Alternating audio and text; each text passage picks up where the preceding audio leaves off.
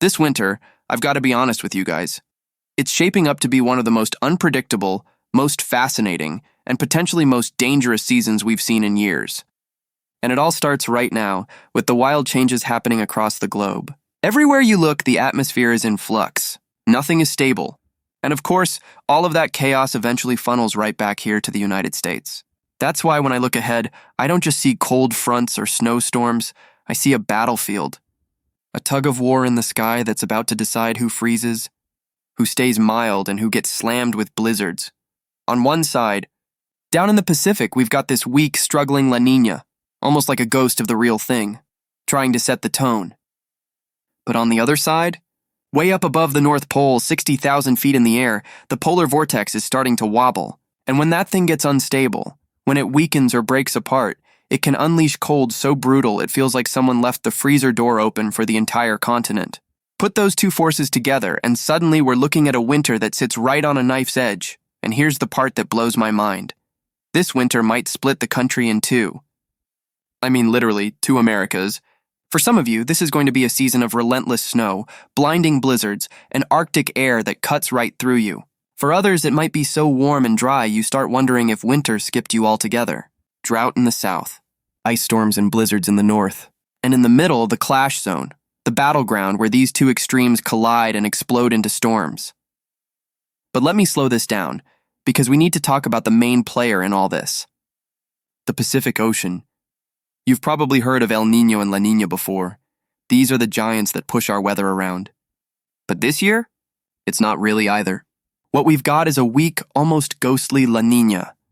NOAA even issued a La Niña watch back in August, and that sounds serious. But the truth is, the models only gave it about a 42% chance of happening. 6 out of 8 global models are basically shrugging and saying, yeah, we're neutral.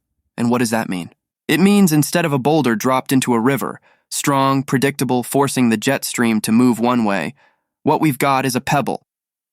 Maybe even a marble. It's just not enough to lock the pattern in place. One strong atmospheric wave could wipe it out completely. That's why this winter is going to be so volatile. No strong driver. No set path. Just a fragile setup that could be ripped apart at any moment.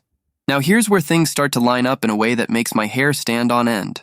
Even with all this uncertainty, the big long-range models, the American, the European, the Canadian, they're all pointing in the same direction.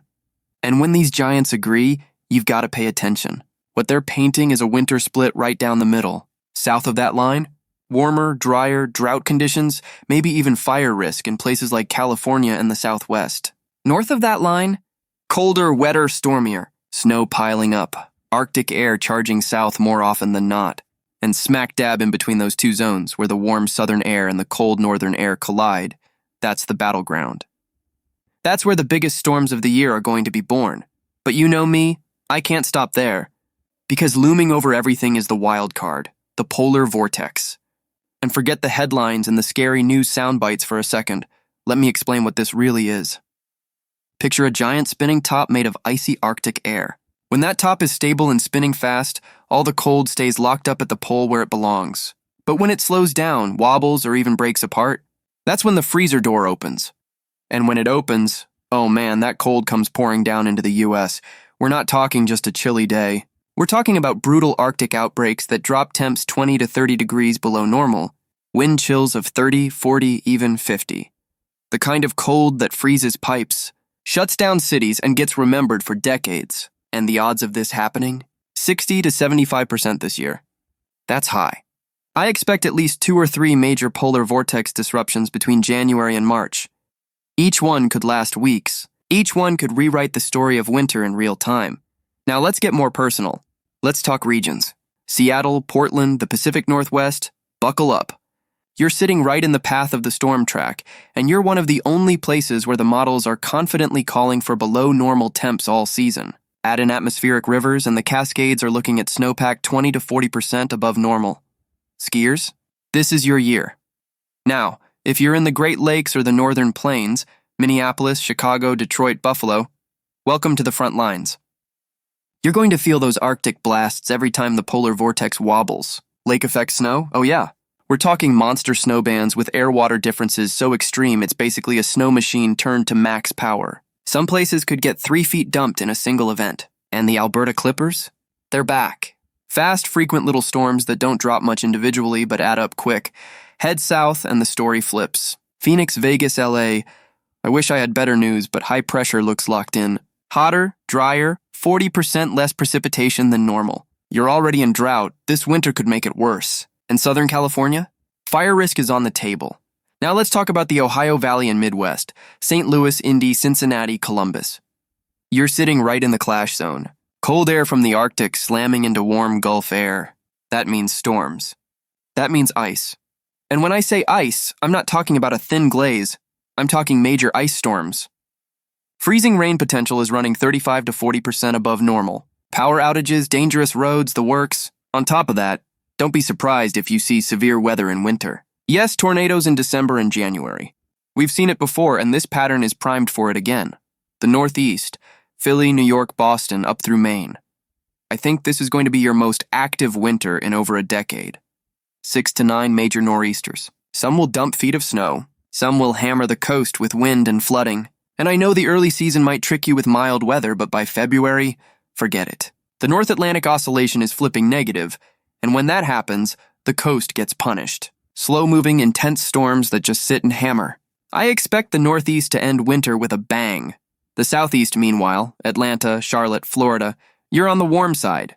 2 to 4 degrees above normal, 20 to 30% below normal precipitation. Honestly, for a lot of you, it'll feel like winter barely showed up. But don't get too comfortable. The big troughs and ridges swinging through can still spark tornado outbreaks. So yeah, it'll be mostly quiet, until it's not. Now, when it comes to precipitation, that's where the models struggle more. October, November, December, they look fairly average, with wetter conditions north and west. But by January and February, the east trends drier, and that could be a real problem if drought conditions don't improve before then. I'll be honest, precipitation is harder to nail down this far out. Models tend to get the temperatures a little more right than the rain and snow, but that's why we compare multiple models like the American CFS and the Canadian CANSIPS. And interestingly, the Canadian model really likes the idea of a colder east once we get past November. That agreement between models makes me more confident that we're on to something here. So here's my bottom line. The short term looks like a transition, with some warmth hanging on. But as we move deeper into late fall and especially into December and January, the signals for cold, active weather in the east are strong. If you love snow, if you love the drama of big winter storms, this pattern is shaping up to give us plenty to talk about. And listen, I'm going to keep updating you every few weeks as the atmosphere evolves. These long-range outlooks are like snapshots in time and conditions shift.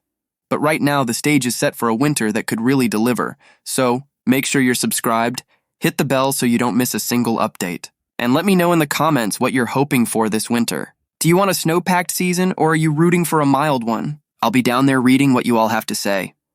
Thanks for hanging out with me today. We've got a lot more to track, and trust me, this winter story is only just beginning.